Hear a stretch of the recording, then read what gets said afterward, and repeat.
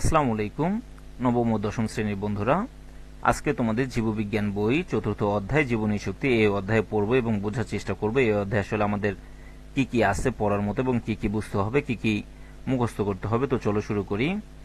অধ্যায় জীবন পরিচালনার জন্য জীবকোষে প্রতি মুহূর্তে হাজারো রকমের জৈব রাসায়নিক বিক্রিয়া সংঘটিত হয় বা ঘটতে থাকে। এসব বিক্রিয়ার জন্য কম বেশি শক্তির প্রয়োজন হয়। পৃথিবীতে শক্তির মূল উৎস হচ্ছে সূর্য।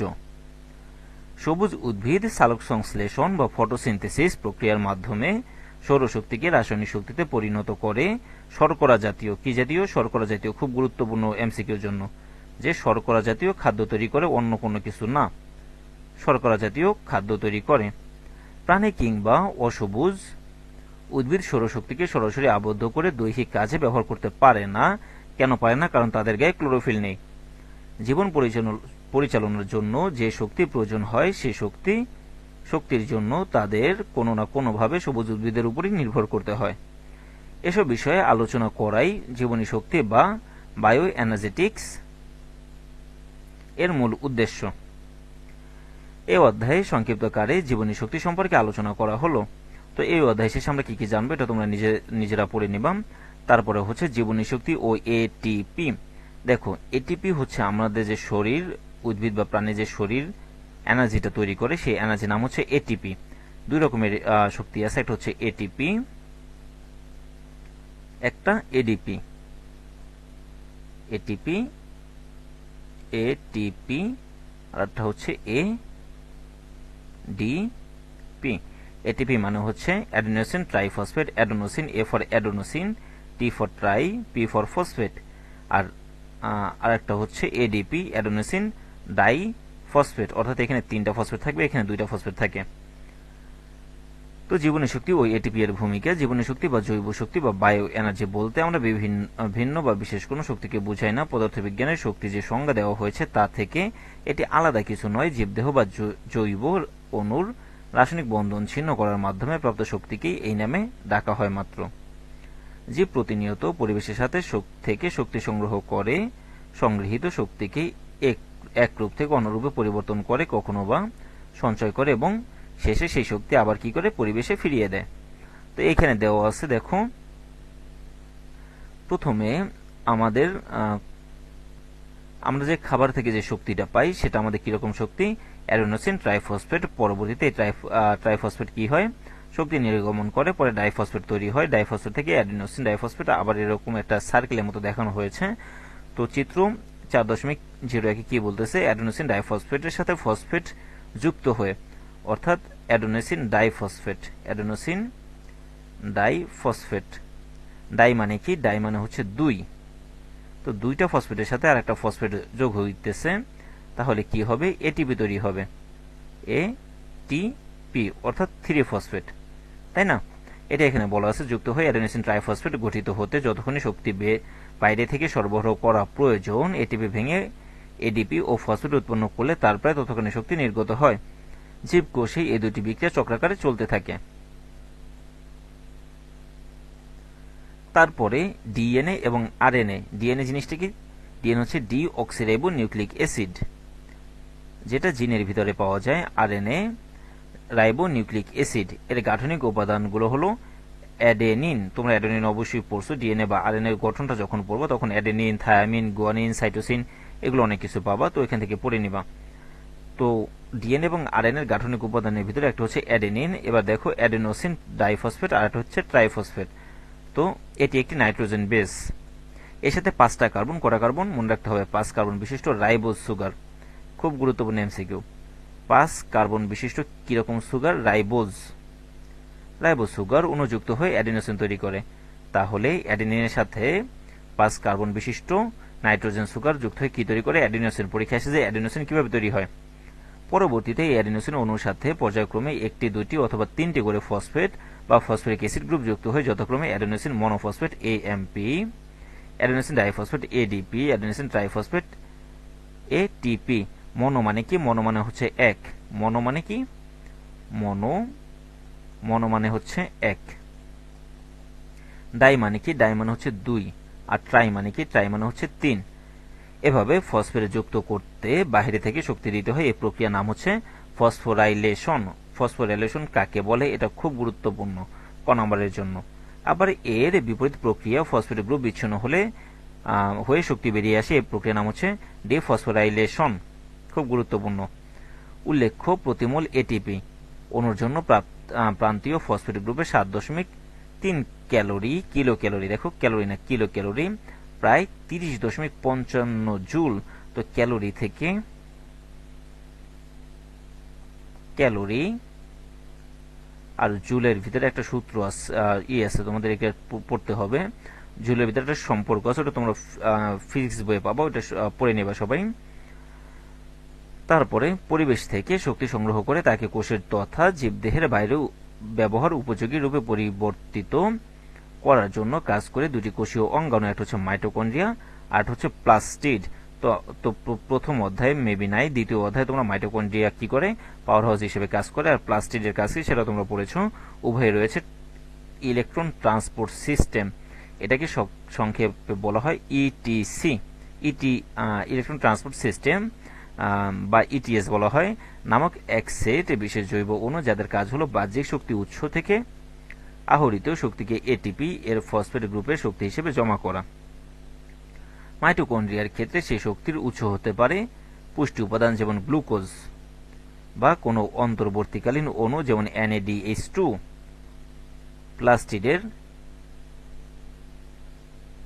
প্লাস্টিডের বিশেষত ক্লোরোপ্লাস্টের ক্ষেত্রে সেই শক্তির উৎস হল সূর্যালোক বা অন্য কোনো উপযুক্ত উৎস থেকে আগত ফোটন। আবার এটিপি এর রাসায়নিক বন্ধন ভেঙে যে শক্তি বের হয় সেই শক্তি দিয়ে জীবদেহের প্রতিটি জৈবনিক কাজ অর্থাৎ মাংসপেশির সংকোচন থেকে ইন্দ্রিয়ানুভূতি, খাবার খাওয়া থেকে হজম করা, নিঃশ্বাস নেওয়া থেকে কথা বলা, চিৎকার করা থেকে হাসি কান্না, দৈহিক বৃদ্ধি থেকে প্রজনন, দেহের তাপমাত্রা ঠিক রাখা থেকে শুরু করে দেহের প্রতিটি কোষের স্বাভাবিক আয়তন বজায় রাখা, এর সবই সম্পন্ন হয়। আমরা যে খাবার খাই তা জারিত হয় সেই জারণ থেকে নির্গত শক্তি দ্বারা ফসফোরাইলেশনের মাধ্যমে, আবার সেই ভাঙা দুই টুকরা জোড়া লেগে এটিপি তৈরি করে। শক্তির প্রয়োজন হলে তা আবার ভাঙে, তারপর খাদ্য থেকে শক্তি নিয়ে আবার জোড়া লাগে, এ যেন এক রিচার্জেবল ব্যাটারি।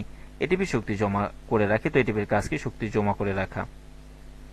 প্রয়োজন অনুসারে অন্য বিক্রিয়ায় শক্তি সরবরাহ করে, এজন্য এটিপিকে অনেক সময় কি বলা হয়? জৈব মুদ্রা বা শক্তি মুদ্রা। এটা তোমাদের খ নম্বরে আসে। কিসের জন্য আসে? খ নম্বরের জন্য। তারপরে ফটোসিনথেসিস বা সালোক সংশ্লেষণ। তো সালোক সংশ্লেষণ জিনিসটি কি তোমরা সবাই আগে থেকেই জানো, যে উদ্ভিদ যে প্রক্রিয়ায় নিজের খাদ্য তৈরি নিজেই করে সে প্রক্রিয়াকে ফটোসিনথেসিস বলে। তো সবুজ উদ্ভিদ একটি গুরুত্বপূর্ণ বৈশিষ্ট্য হলো এরা সূর্যালোকের উপস্থিতিতে কার্বন ডাই অক্সাইড এবং পানি থেকে কার্বোহাইড্রেট বা শর্করা জাতীয় খাদ্য তৈরি করে। সবুজ উদ্ভিদে কার্বোহাইড্রেট জাতীয় খাদ্য তৈরি হওয়ার প্রক্রিয়াকে বলা হয় সালোক সংশ্লেষণ বা ফটোসিনথেসিস। এই প্রক্রিয়ায় আলোক শক্তি রাসায়নিক শক্তিতে কি হয়? রূপান্তরিত হয়।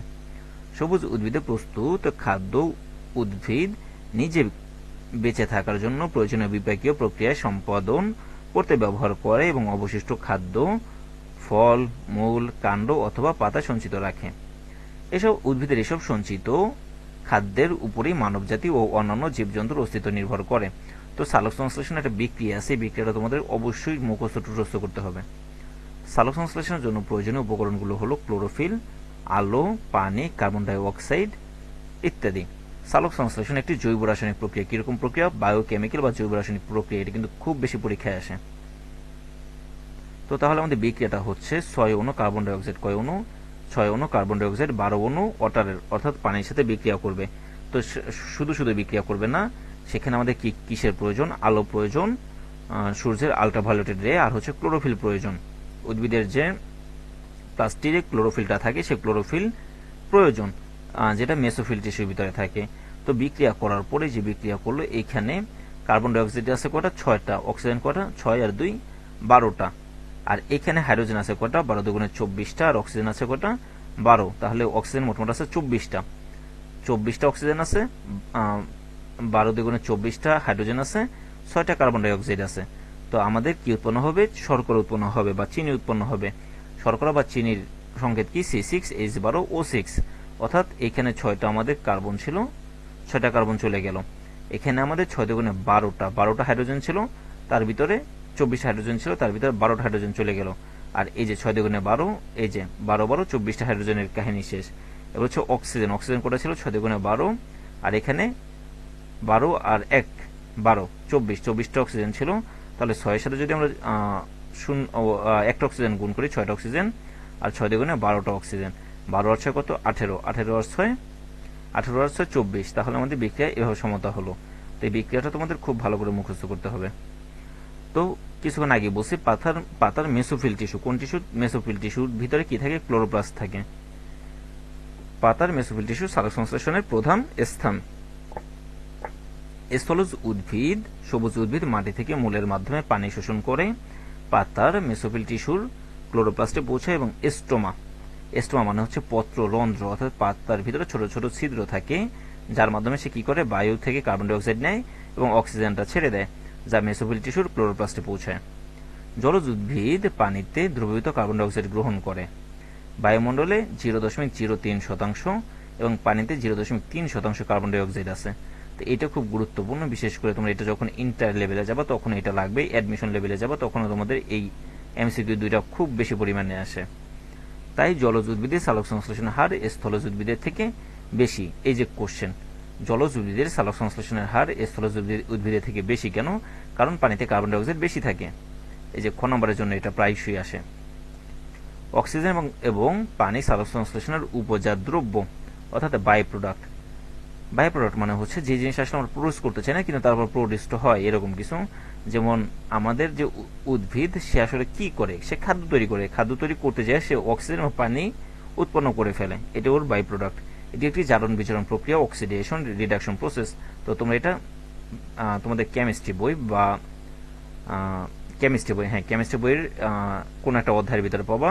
অক্সিডেশন, যেটাকে অক্সিডেশন বলে, শর্টকাটে বলা হয় অক্সিডেশন, আর বড় করে যদি বলি সেটাকে বলে জারণ বিজারণ বা অক্সিডেশন রিডাকশন বিক্রিয়া।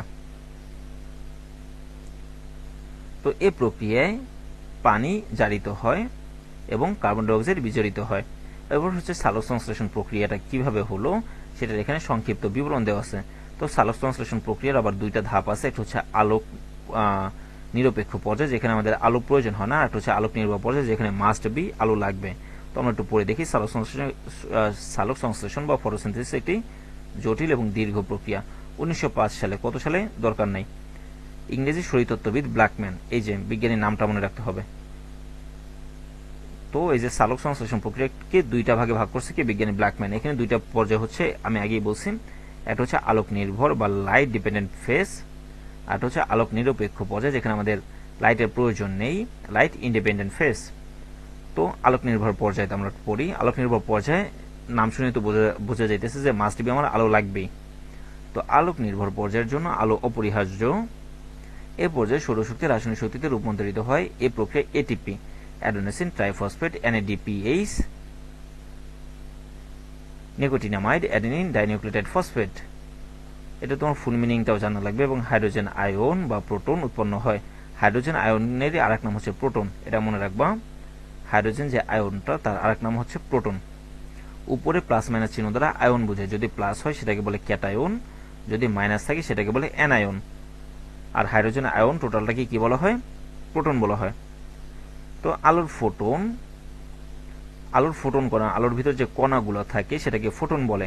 আলোর ফোটন কণা থেকে রাসায়নিক এই শক্তি ইলেকট্রন ট্রান্সপোর্ট চেইন, ইটিসি। কোন প্রক্রিয়ায়? ইটিসি খুব গুরুত্বপূর্ণ একটা প্রক্রিয়া, সেটা তোমরা যখন শ্বসন পড়বা, শ্বসনের সময় পাবা। তো এই প্রক্রিয়ার মাধ্যমে সঞ্চিত এটিপি অণুর ফসফেট গ্রুপের সাথে রাসায়নিক বন্ধন তৈরি করে। এই বিক্রিয়ায় ক্লোরোফিল গুরুত্বপূর্ণ ভূমিকা পালন করে। ক্লোরোফিল অণু আলোক রশ্মি ফোটনকে কি করে? শোষণ করে নেয়। শোষণকৃত ফোটন থেকে সঞ্চিত করে এডিপি, অ্যাডেনোসিন ডাইফসফেট, অজৈব ফসফেট অর্থাৎ ইনঅর্গানিক ফসফেটের সাথে মিলিত হয়ে কি তৈরি করে? এটিপি তৈরি করে। এটিপি তৈরির প্রক্রিয়াকে কি বলা হয়? ফসফোরাইলেশন। তো তোমরা কিছুক্ষণ আগে পড়ছো যে এখানে শব্দ পাইছিল ফসফোরাইলেশন জিনিসটা কি, এখানেই ছিল ফসফোরাইলেশন। এই যে ফসফোরাইলেশন, তাহলে ফসফোরাইলেশন জিনিসটা কি?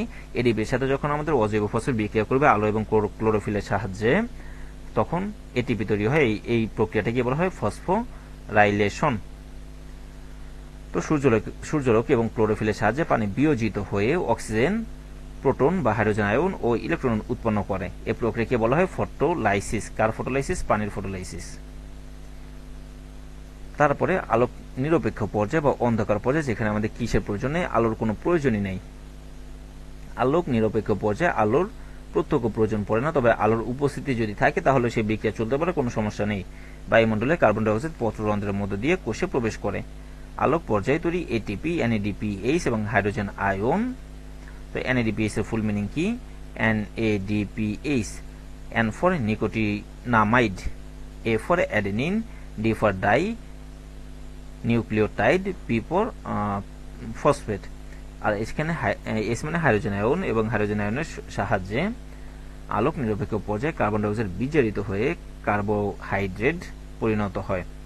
কার্বোহাইড্রেট, যে সকল খাদ্য, তোমরা কার্বোহাইড্রেট কিভাবে চিনবা? সিএইচও থাকে, ওইটা হচ্ছে কার্বোহাইড্রেট। এবং সবুজ উদ্ভিদে কার্বন ডাই অক্সাইড বিজারণে 3টি গতিপথ শনাক্ত করা হয়েছে। কয়টা গতিপথ? 3টা। এটা হচ্ছে কেলভিন চক্র, একটা হচ্ছে হ্যাস ও স্লাগ চক্র, আর হচ্ছে ক্রেসুলেসিয়ান এসিড বিপাকীয় চক্র বা সিএএম।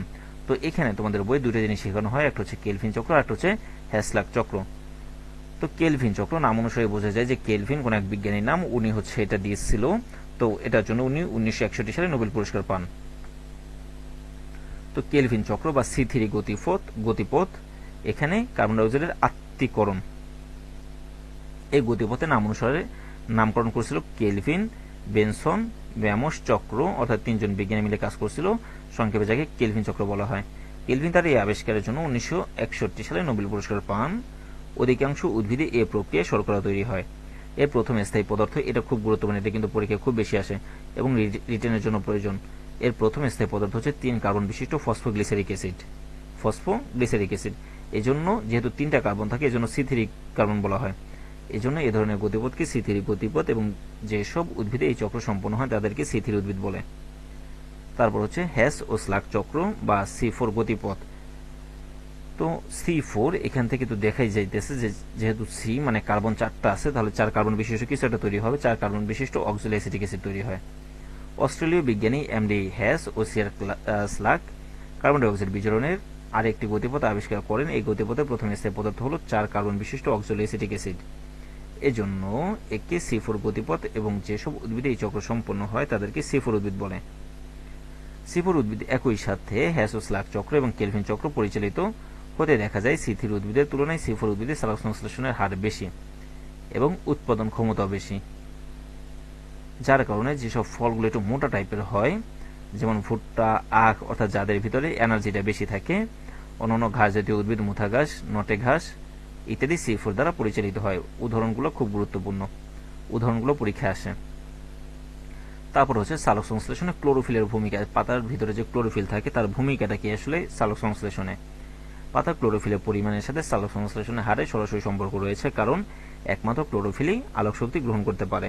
পুরাতন ক্লোরোপ্লাস্ট নষ্ট হয়ে যায় এবং তখন নতুন ক্লোরোপ্লাস্ট সংশ্লেষিত হয়। নতুন ক্লোরোপ্লাস্ট এবং ক্লোরোপ্লাস্টের উপাদান সৃষ্টির হারের উপর সালোক সংশ্লেষণের হার নির্ভরশীল।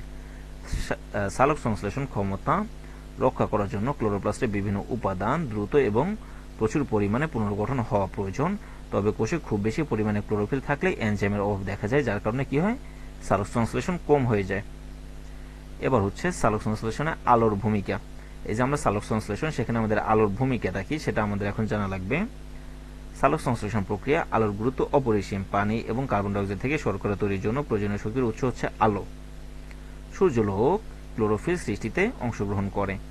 সূর্যালোকের প্রভাবেই পত্ররন্ধ্র, অর্থাৎ পাতার যে ভিতরে ছোট ছোট ছিদ্র থাকে বা ফুটা থাকে সেটাকে পত্ররন্ধ্র বলে বা স্টোমা বলে, উন্মুক্ত হয় এবং কার্বন ডাই অক্সাইড অভ্যন্তরে প্রবেশ করতে পারে এবং খাদ্য প্রস্তুতকরণে অংশগ্রহণ করে। কিন্তু পাতায় যেটুকু আলো পড়ে তার অতি সামান্য অংশই সালোক সংশ্লেষণ প্রক্রিয়ায় ব্যবহৃত হয়।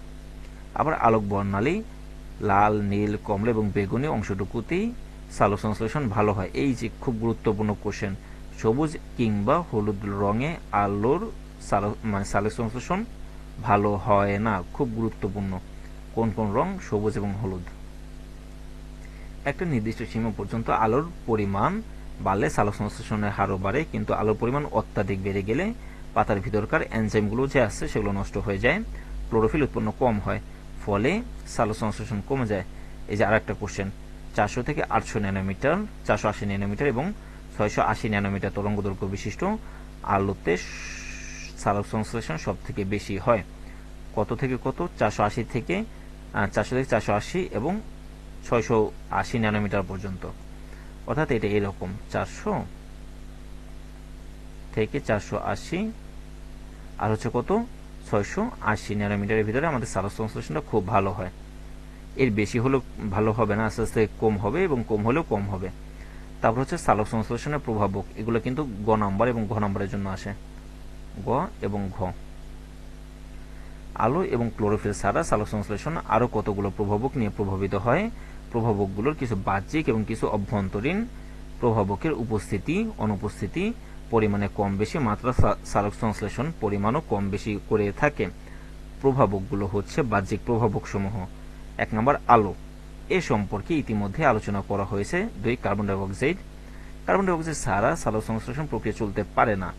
এ প্রক্রিয়ায় যে খাদ্য প্রস্তুত হয় তা কার্বন ডাইঅক্সাইডের বিচরণের ফলে হয়ে থাকে।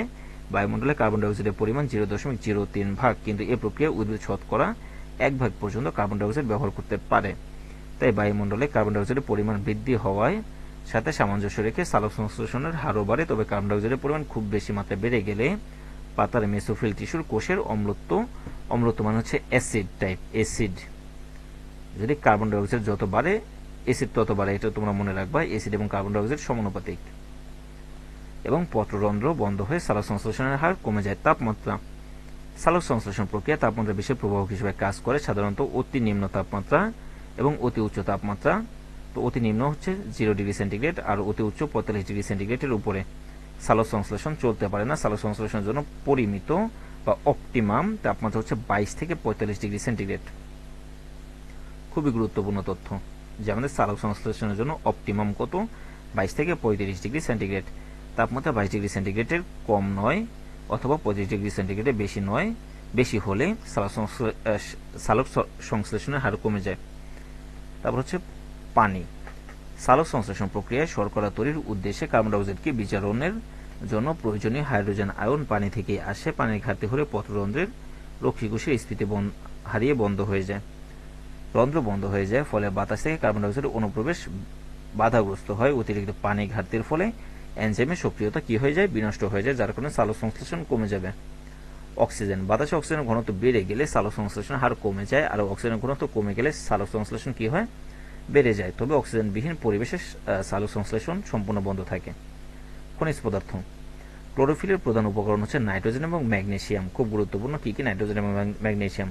লোহার অনুপস্থিতিতে পাতা ক্লোরোফিলের সংশ্লেষণ করতে পারে না, ফলে পাতা হলুদ হয়ে যায়। এখানে লোহা বলতে আয়রন, তোমরা যে কেমিস্ট্রিতে যে লোহা পড়েছো সেই লোহাই আয়রন। কাজেই মাটিতে এসব খনিজ পদার্থ আমাদের ভালোভাবে থাকতে হবে, নাহলে সালোক সংশ্লেষণ কমে যাবে। রাসায়নিক পদার্থ, বাতাসে ক্লোরোফর্ম, হাইড্রোজেন সালফাইড, মিথেন বা কোনো বিষাক্ত গ্যাস থাকলে সালোক সংশ্লেষণ ব্যাঘাত ঘটে বা একেবারে বন্ধ হয়ে যায়। অভ্যন্তরীণ প্রভাবক সমূহ, ক্লোরোফিল, এ সম্পর্কে ইতিমধ্যে তো আলোচনা করা হয়ে গিয়েছে। এবার পাতার বয়স, একেবারে কচি পাতা এবং একেবারে বয়স্ক পাতাতে কি হয় না, সালোক সংশ্লেষণ খুব বেশি ভালো হয় না বা কম হয়। বয়স বাড়ার সাথে সাথে ক্লোরোপ্লাস্টের সংখ্যাও বেশি হয়। মধ্যবয়সী পাতায় সবচেয়ে বেশি সালোক সংশ্লেষণ ঘটে। কোন ধরনের পাতায়? মধ্যবয়সী পাতায়। পাতার সংখ্যা বেশি হলে সালোক সংশ্লেষণ বেশি হয়। শর্করা পরিমাণ, সালোক সংশ্লেষণ চলাকালীন শর্করা পরিবহন কম হলে তা সেখানে জমা হয়ে থাকে। বিকেলে পাতার বেশি শর্করা জমা হয় বলে সালোক সংশ্লেষণের গতি মন্থর হয়। পটাশিয়াম, সালোক সংশ্লেষণের পটাশিয়ামের অভাবে সালোক সংশ্লেষণের পরিমাণ বেশ কমে যেতে দেখা যায়, কারণ সম্ভবত এই প্রক্রিয়া পটাশিয়াম অনুঘটক হিসেবে কাজ করে। এনজাইম, সালোক সংশ্লেষণের জন্য বিভিন্ন ধরনের এনজাইমের প্রয়োজন হয়। তারপরে জীবজগতে সালোক সংশ্লেষণের গুরুত্ব কি সেটা নিয়ে আলোচনা করা হয়েছে। এটা গ নম্বর অথবা ঘ নম্বরের জন্য আসে, ঘ নম্বর অথবা গ নম্বর।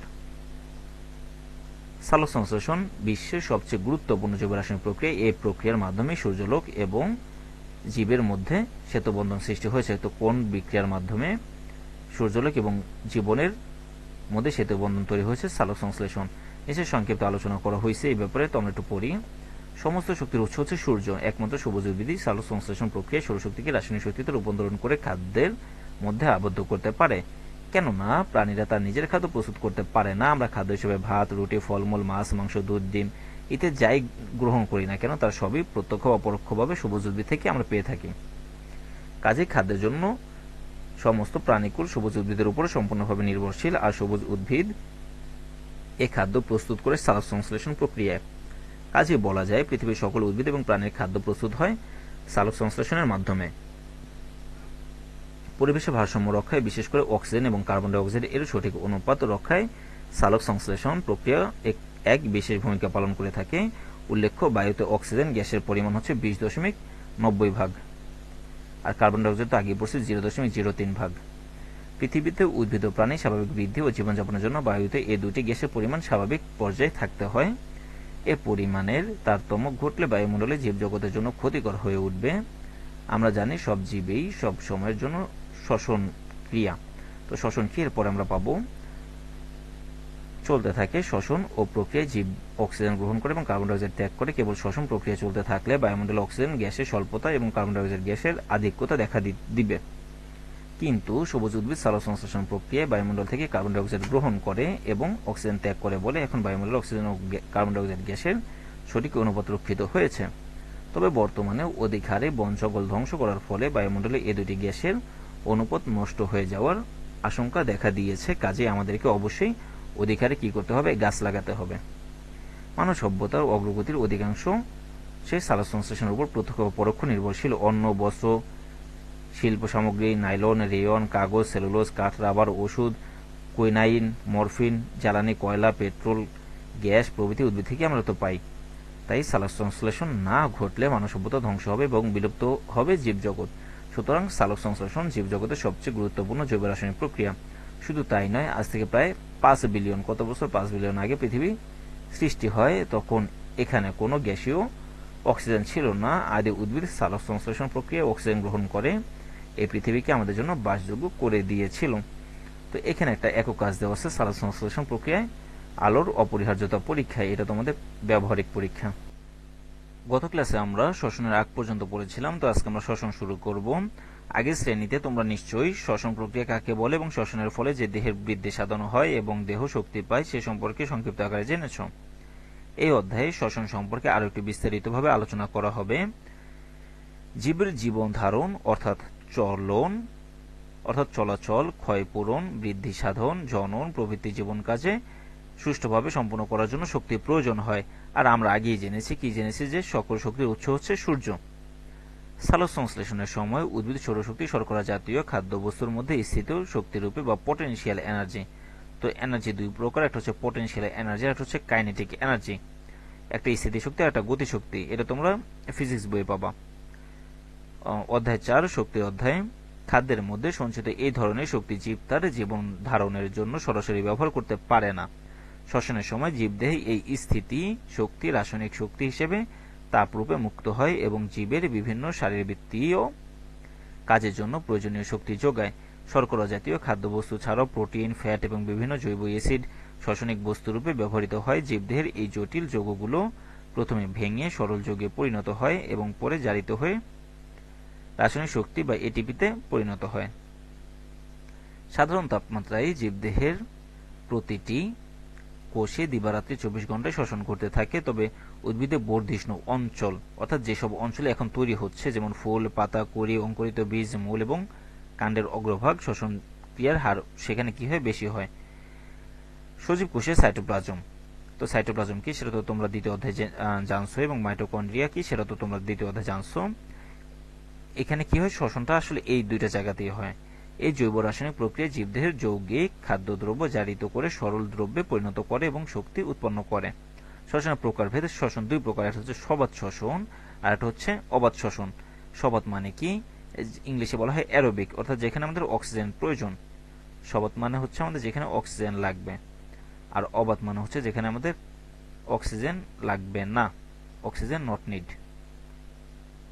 তো সবাত শ্বসন আমরা পড়ি যে শ্বসন প্রক্রিয়ায় অক্সিজেন অক্সিজেনের প্রয়োজন হয় এবং রাসায়নিক বস্তু শর্করা, প্রোটিন, লিপিড এবং বিভিন্ন জৈব অ্যাসিড সম্পূর্ণ জারিত হয়ে কার্বন ডাই অক্সাইড, ওয়াটার এবং বিপুল পরিমাণে এনার্জি উৎপন্ন করে, তাকে কি বলে? সবজ শ্বসন বলে। তো নিচে সবজ শ্বসনের এটা দেওয়া আছে, প্রসেসটা এটা বিক্রিয়া দেওয়া আছে, এটা তোমরা মুখস্থ করে ফেলবা। তো আমরা একটু পড়ি, এখানে কি আছে? গ্লুকোজ আছে এবং 6 অণু অক্সিজেন আছে। তো তাহলে আমাদের কার্বন ডাই অক্সাইড আর পানি উৎপন্ন হবে। তো এবার আমরা দেখি সমতাটা কিভাবে করবো। এখানে আছে অক্সিজেন 6 দ্বিগুণে 12টা, আর এখানে আছে অক্সিজেন 6টা, তাহলে মোটমাট অক্সিজেন আছে কটা? 24টা। এখানে হাইড্রোজেন আছে 12টা, এখানে কার্বন আছে 6টা। তো দেখো, কার্বনের আগে যেহেতু 6 দিয়ে দিছি, তাহলে 6টা কার্বন, কার্বন বাদ। অক্সিজেন 6 দ্বিগুণে 12টা, তাহলে এই অক্সিজেনের পোষণটুকু বাদ। এবার হাইড্রোজেন, হাইড্রোজেন কয়টা? 12টা ছিল, 6 দ্বিগুণে 12টা বাদ। অক্সিজেন আর কটা লাগবে? 6টা, এই যে 6টা অক্সিজেন বাদ। আর কত শক্তি উৎপন্ন হলো? 686 কিলো ক্যালোরি পার মোল। এক গ্লুকোজ যদি আমরা ভাঙি তাহলে কত? 686 কিলো ক্যালোরি পার মোল আমরা এনার্জি পাবো। সবজ শ্বসন প্রক্রিয়ায় এক অণু গ্লুকোজ সম্পূর্ণরূপে জারিত হয়ে সর্বমোট 6 অণু কার্বন ডাই অক্সাইড, 6 অণু পানি এবং 38টি এটিপি উৎপন্ন করে। খুব গুরুত্বপূর্ণ, কয়টা এটিপি? 38টা। তোমরা যখন আর একটু হায়ার লেভেলে পড়বা তখন এখানে তোমরা 30টা পাবা। কিছু হিসাবের জন্য এখানে মানগুলো চেঞ্জ হবে, কারণ তোমরা এখানে এটিপির জন্য এনএডিএইচ, এফএডিএইচ ওইখানে তোমরা 3 পড়ো বা 2 পড়ো। যখন তোমরা হায়ার এডুকেশনে যাবো তখন সেখানে 1.5 পড়বা এবং 2.5 পড়বা। তারপরে অবশোষণ। অবশোষণ কি? যেখানে আমাদের অক্সিজেন লাগে না, সেটা আগে বলা হয়েছে। যে শ্বসন প্রক্রিয়া অক্সিজেনের অনুপস্থিতিতে হয় তাকে অবশোষণ বলে। অর্থাৎ যে শ্বসন প্রক্রিয়া কোনো রাসায়নিক বস্তু অক্সিজেনের সাহায্য ছাড়াই কোষের ভিতরকার এনজাইমের মাধ্যমে কি হয়? আংশিক রূপে জারিত হয়, অর্থাৎ সম্পূর্ণ জারিত হয় না। বিভিন্ন প্রকার জৈব যৌগ যেমন ইথাইল অ্যালকোহল, ল্যাকটিক অ্যাসিড ইত্যাদি তৈরি করে এবং সামান্য পরিমাণে কার্বন ডাই অক্সাইড ও এনার্জি প্রডিউস করে, সেখানে কি বলে? অবশোষণ বলে। দেখো, অবশোষণে আমাদের 686 কিলো ক্যালোরি পার মোল শক্তি উৎপন্ন হয়েছিল, আর এখানে কত? মাত্র 56 কিলো ক্যালোরি পার মোল। এগুলো শুধুমাত্র কিছু অণুজীব আছে যেমন ব্যাকটেরিয়া, ইস্ট ইত্যাদিতে দেখা যায়। এবার হচ্ছে সবজ শ্বসনের প্রক্রিয়া। তো সবজ শ্বসন, যখন আমাদের গ্লুকোজটা প্রডিউস হয়, আমাদের গ্লুকোজে কি হয়? ভেঙে যায়, ভেঙে গিয়ে কি তৈরি করে? পাইরুভিক অ্যাসিড তৈরি করে, যেখানে আমাদের গ্লাইকোলাইসিস প্রক্রিয়ার মাধ্যমে পাইরুভিক অ্যাসিড তৈরি করে। তো পাইরুভিক অ্যাসিড থেকে পরবর্তীতে কোথায় যায়? অ্যাসিটাইল কোয়েতে যায়। অ্যাসিটাইল কোয়ে থেকে ক্রেবস সাইকেলে, বিজ্ঞানী হ্যান্স ক্রেবস নামে একজন বিজ্ঞানী একটা সাইকেল দিয়েছে যেটাকে ক্রেবস সাইকেল বলা হয়। Krebs, CREBS, Krebs cycle, Krebs cycle বলে। তো এবার দেখো, ক্রেবস সাইকেলের পরবর্তীতে সেখানে কি হয়? কার্বন ডাই অক্সাইড, পানি এবং 38টা এটিপি এবং তাপশক্তি উৎপন্ন হয়। তোমাদেরকে এটা মুখস্থ করতে হবে। সবজ শ্বসনের যে ধাপটা, মানে এই চিত্রটা, এটা মুখস্থ করা লাগবে। তো চলো, ক্রেবস চক্র বা ক্রেবস সাইকেল যেটা আছে ওটা একটু বিস্তারিত ভাবে আমরা জানি। তো ক্রেবস সাইকেলে প্রথমে কি হয়? এই যে আমাদের গ্লুকোজ যেটা ছিল বা ফ্যাটি অ্যাসিড যেটা ছিল, সেটা ভেঙে কি হয়? অ্যাসিটাইল কোএনজাইম তৈরি হয়। তো অ্যাসিটাইল কোয়ে থেকে পরবর্তীতে সাইট্রেট তৈরি হয়। কিভাবে? সাইট্রেট সিনথেসিসের মাধ্যমে। পরে সেখানে ওয়াটার অর্থাৎ পানি আসার মাধ্যমে কি হয়? আইসোসাইট্রেট তৈরি হয় এবং এখানে একটা NADH এ কনভার্ট হয় এবং একটা কার্বন ডাই অক্সাইড বেরিয়ে যায়। পরবর্তীতে আলফা কিটোগ্লুটারেট তৈরি হয়, যেখানে একটা NADH কনভার্ট হয়। পরবর্তীতে আলফা কিটোগ্লুটারেট থেকে সাকসিনাল কোয়ে তৈরি হয়, সাকসিনাল কোয়ে থেকে সাকসিনেট, সাকসিনেট থেকে ফিউমারেট, ফিউমারেট থেকে ম্যালেট, ম্যালেট থেকে অক্সোলেক্সিটেট, তারপর আবার সাইটেট। তো এইভাবে চক্রটা ঘুরতে থাকে। এটি হচ্ছে আমাদের স্যার হ্যান্স ক্রেবের চক্র। এখানে মোটমাট 38টা এটিপি তৈরি হয়। কয়টা এটিপি? 38টা এটিপি তৈরি হয়। তো এই যে এখানে বলা আছে টোটাল 38টা এটিপি তৈরি হয়, কিছু তাপশক্তি তৈরি হয় আর কার্বন ডাই অক্সাইড তৈরি হয়। তো এই যে ধাপগুলো, এখানে মোটমাট 4টা ধাপ আছে। এটা হচ্ছে গ্লাইকোলাইসিস। এই যে দেখো, গ্লাইকোলাইসিস, তারপরেরটা কি? তারপর হচ্ছে অ্যাসিটাইল কোয়ে, এই যে অ্যাসিটাইল কোয়ে, তারপর হচ্ছে ক্রেবস চক্র, একটা ইলেকট্রন ট্রান্সপোর্ট চেইন বা ইলেকট্রন ট্রান্সপোর্ট সিস্টেম। 4টা ধাপ আছে, 4টা ধাপ নিয়ে এখানে আলোচনা করা হয়েছে। তো গ্লাইকোলাইসিস, গ্লাইকোলাইসিস ধাপটা হইতেছে প্রথম ধাপ। এখানে কি হয়? এই প্রক্রিয়ায় এক অণু গ্লুকোজ বিভিন্ন রাসায়নিক প্রক্রিয়া জারিত হয়ে 2 অণু পাইরুভিক অ্যাসিড তৈরি করে। কি তৈরি করে? Pyruvic acid. পাইরুভিক অ্যাসিডের সংকেত কি? C3H4O3 মুখস্থ করা লাগবে, মাস্ট বি। উৎপন্ন করে এই ধাপে 4 অণু এটিপি। কয় অণু? 4 অণু এটিপি খরচ এবং 2 অণু NADH কি তৈরি হয়? NADH উৎপন্ন হয়। এক অণু NADH মানে হচ্ছে 3 এটিপি, তাহলে 2 অণু, এক অণু NADH মানে হচ্ছে 3 এটিপি, তাহলে 2 অণুর জন্য কত হবে? 6 এটিপি হবে। এ প্রক্রিয়ায় কোনো অক্সিজেনের প্রয়োজন হয় না। গ্লাইকোলাইসিস সবাত এবং অবাত উভয় শ্বসনের প্রথম পর্যায়ে খুব গুরুত্বপূর্ণ, খুবই গুরুত্বপূর্ণ একটা কথা, যে কোন ধাপটা সবাত এবং অবাত দুইটা পর্যায়ের জন্য প্রথম ধাপ গ্লাইকোলাইসিস। এটা তোমরা যখন এমবিবিএস বা ডাক্তারি পড়তে যাবো তখন তোমরা সেখানেও এটা পাবা। গ্লাইকোলাইসিসের বিক্রিয়াগুলো কোষের সাইটোপ্লাজমে ঘটে। কোথায় ঘটে? সাইটোপ্লাজমে। গ্লাইকোলাইসিস হয় সাইটোপ্লাজমে, অ্যাসিডাল কোয়ে হয় মাইটোকন্ড্রিয়াতে। তারপরে অ্যাসিডাল কোয়ে গ্লাইকোলাইসিস পর্যায়ে সৃষ্ট প্রতি অণু পাইরুভিক অ্যাসিড অর্থাৎ C3H4O3 পর্যায়ক্রমিকভাবে বিক্রিয়া করে 2 কার্বন বিশিষ্ট এক অণু অ্যাসিডাল কোয়ে এনজাইম তৈরি করে। এক অণু কার্বন ডাই অক্সাইড এবং এক অণু NADH প্লাস হাইড্রোজেন আয়ন উৎপন্ন করে, অর্থাৎ 2 অণু পাইরুভিক অ্যাসিড থেকে 2 অণু অ্যাসিডাল কোয়ে এনজাইম এ 2 অণু কার্বন ডাই অক্সাইড এবং 2 অণু NADH প্লাস হাইড্রোজেন আয়ন উৎপন্ন হয়। এই ধাপটি সাইটোপ্লাজমে ঘটে বলে, দেখো এই ধাপটা কোথায় ঘটে? সাইটোপ্লাজমে ঘটে বলে একসময় মনে করা হতো, কিন্তু আসলে এটা কোথায় ঘটে? মাইটোকন্ড্রিয়ার ম্যাট্রিক্সে। তো মাইটোকন্ড্রিয়া যখন শিখছো তখন ম্যাট্রিক্সটা তোমরা অবশ্যই দেখছো, সেই ম্যাট্রিক্সের ভিতরে অ্যাসিটাইল কোয়ে প্রক্রিয়াটা হয়, হচ্ছে ক্রেবস সাইকেল বা ক্রেবস চক্র। তো বিজ্ঞানী ইংরেজবিদ, ইংরেজ মানে হচ্ছে ইউকে অর্থাৎ ইংল্যান্ডের, প্রাণ রসায়নবিদ স্যার হেন্স ক্রাব এই চক্রটি আবিষ্কার করেন বলে এই চক্রের নাম দেওয়া হয় ক্রাব চক্র। এখানে অ্যাসিটাইল কোয়ে মাইটোকন্ড্রিয়াতে প্রবেশ করে এবং ক্রেবস চক্রে অংশগ্রহণ করে। এই চক্রের সকল বিক্রিয়াই মাইটোকন্ড্রিয়াতে ঘটে। তাহলে গ্লাইকোলাইসিস কোথায় ঘটে? সাইটোপ্লাজমে। অ্যাসিটাইল কোয়ে মাইটোকন্ড্রিয়ায়, আর হচ্ছে ক্রেবস চক্র কোথায় হয়? মাইটোকন্ড্রিয়াতে। এই চক্রে এক অণু অ্যাসিটাইল কোয়ে থেকে 2 অণু কার্বন ডাই অক্সাইড এবং 3 অণু NADH থেকে 1 অণু FADH এবং 1 অণু JTP উৎপন্ন হয়।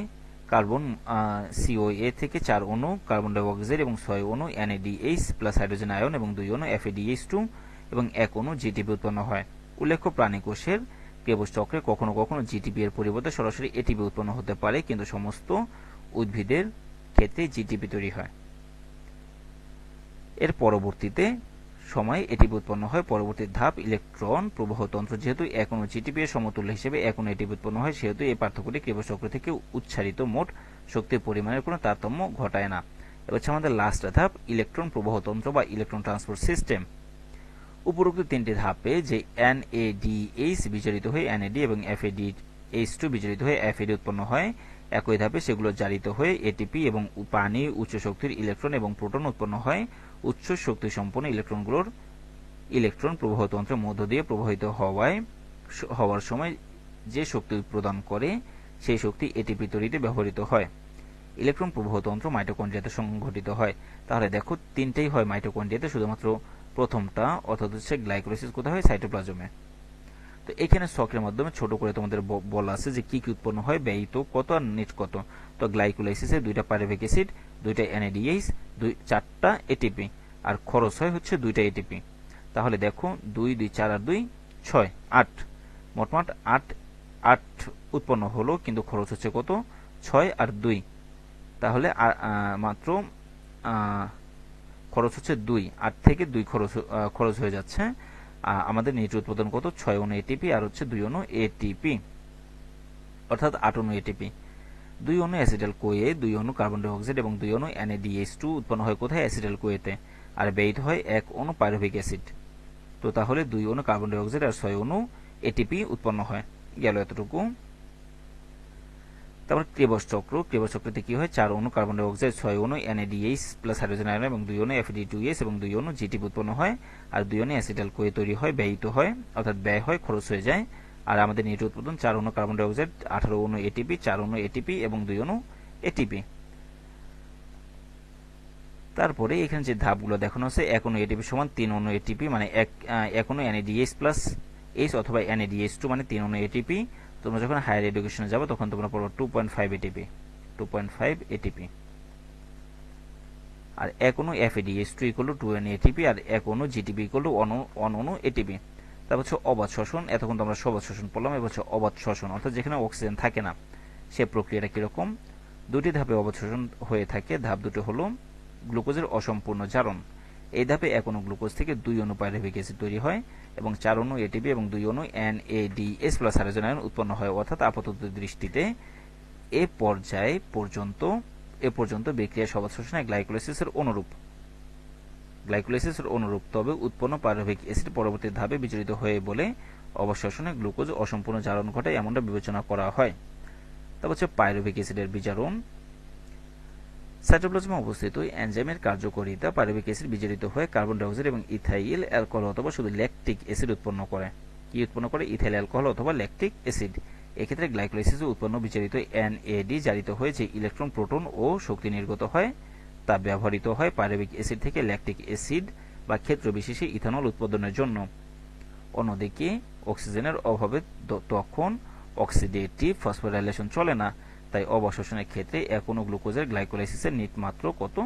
2 অণু এটিপি পাওয়া যায়। তারপর হচ্ছে যে আমাদের শ্বসন প্রক্রিয়াগুলো ঘটে সেখানে কি কি প্রভাবক হিসেবে কাজ করে। 1 নাম্বার বাহ্যিক প্রভাবক অর্থাৎ বাহির থেকে তাপমাত্রা 20 ডিগ্রি সেন্টিগ্রেডের নিচে আর 35 ডিগ্রি সেন্টিগ্রেডের উপরে যদি তাপমাত্রা হয় তাহলে আমাদের শ্বসনের হার কমে যায়। আর উত্তম কত? উত্তম হচ্ছে 20 থেকে 45। এর বেশি হলেও হবে না, কম হলেও হবে না, অর্থাৎ কমে যাবে। অক্সিজেন সবাত শোষণে পাইরুভিক অ্যাসিড জারিত হয়ে কার্বন ডাইঅক্সাইড ও ওয়াটার অর্থাৎ পানি উৎপন্ন করে, কাজে অক্সিজেনের অভাবে সবাত শোষণ কোনো রকমই চলতে পারবে না। পানি নিয়মিত পানি সরবরাহ শ্বসন ক্রিয়াকে স্বাভাবিক রাখে, কিন্তু অত্যন্ত কম কিংবা অতিরিক্ত বেশি পানি শ্বসন প্রক্রিয়াকে ব্যাহত করবে। আলো শ্বসন কাজে আলোর কোনো প্রয়োজন পড়ে না সত্যি, কিন্তু দিনের বেলায় আলোর উপস্থিতিতে পত্ররন্ধ্র খোলা থাকে, অক্সিজেন ও কার্বন ডাইঅক্সাইড ত্যাগ করা সহজ হয় বলে শ্বসন একটু বেড়ে যায়।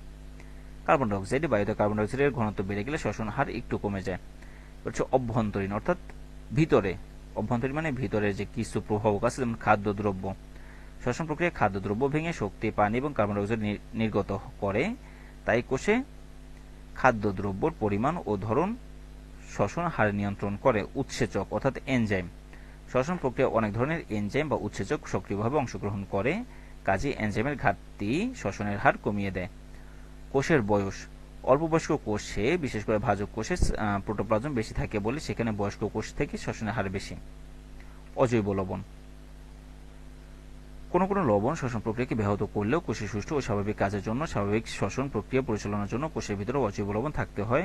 হচ্ছে কোষ মধ্যস্থ পানি বিভিন্ন রাসায়নিক বস্তু দ্রবীভূত করতে এবং এনজাইমের কার্যকারিতা প্রকাশের জন্য পানির প্রয়োজন। শ্বসনের গুরুত্ব শ্বসন প্রক্রিয়া উৎপন্ন শক্তি দিয়ে জীবের সব ধরনের ক্রিয়া বিক্রিয়া এবং কাজকর্ম পরিচালিত হয়। শ্বসনে নির্গত কার্বন ডাইঅক্সাইড জীবের প্রধান খাদ্য শর্করা উৎপাদনের জন্য সালোক সংশ্লেষণে ব্যবহৃত হয়। এ প্রক্রিয়ায় উদ্ভিদের খনিজ লবণ পরিশোষণের জন্য বা সাহায্য করে, যা পরোক্ষভাবে উদ্ভিদের বৃদ্ধি এবং অন্যান্য জৈবিক প্রক্রিয়া চালু রাখে। কোষ বিভাজনের প্রয়োজনীয় শক্তি ও কিছু আনুষঙ্গিক পদার্থ শ্বসন প্রক্রিয়া থেকে আসে, তাই বলা যেতে পারে এই প্রক্রিয়ায় জীবের দৈহিক বৃদ্ধিও নিয়ন্ত্রণ করে।